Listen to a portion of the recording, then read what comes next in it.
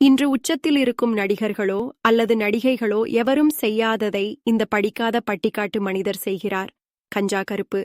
சிவகங்கை மாவட்டத்தில் பிறந்து சினிமா ஆசையால் ஈர்க்கப்பட்டு சென்னை வந்தவர். பல போராட்டங்களுக்குப் பிறகு தமிழ் திரையுலகில் தனக்கென தனி இடத்தை பிடித்தவர். இன்று அவர் வேல்முருகன் போர்வெல்ஸ் என்று ஒரு சொந்த படம் எடுத்து வெளியிட்டுவிட்டார். சொந்தமாய் ஒரு போர்வெல் லாரியை வாங்கி படத்திற்காக பயன்படுத்தியிருக்கிறார்.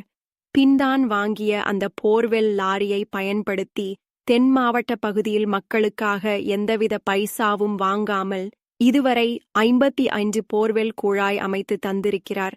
இன்னமும் தந்து கொண்டிருக்கிறார். ஒரு போர்வெல் போட குறைந்தது 50,000 முதல் 70,000 வரை ஆகுமாம். அந்த பகுதியில் எந்த மக்கள் ஏழை வந்து கேட்டாலும் அவர்களுக்கு தம் சொந்த செலவில் போர்வெல் போட்டு கொடுத்து கொண்டிருக்கிறார். அதுபோக தன் பிறந்த கிராமத்தில் ஒரு பள்ளிக்கூடம் திறந்து இலவச கல்வி தந்து கொண்டிருக்கிறார். அந்த படிக்காத மேதை. அவரின் பள்ளியை கவனித்து வருவது அவர் மனைவி சங்கீதா. இவர் ஒரு பிசியோதெரபிஸ்ட். உண்மையில் இந்த செய்தி கேள்விப்பட்டு நான் மிக மகிழ்ச்சி அடைந்தேன். இன்று உச்சத்தில் இருக்கும் நடிகர்களோ அல்லது நடிகைகளோ எவரும் செய்யாததை இந்த படிக்காத பட்டிக்காட்டு மனிதர் செய்கிறார் என்றால் அவரின் மனிதம் எவ்வளவு உயர்ந்தது.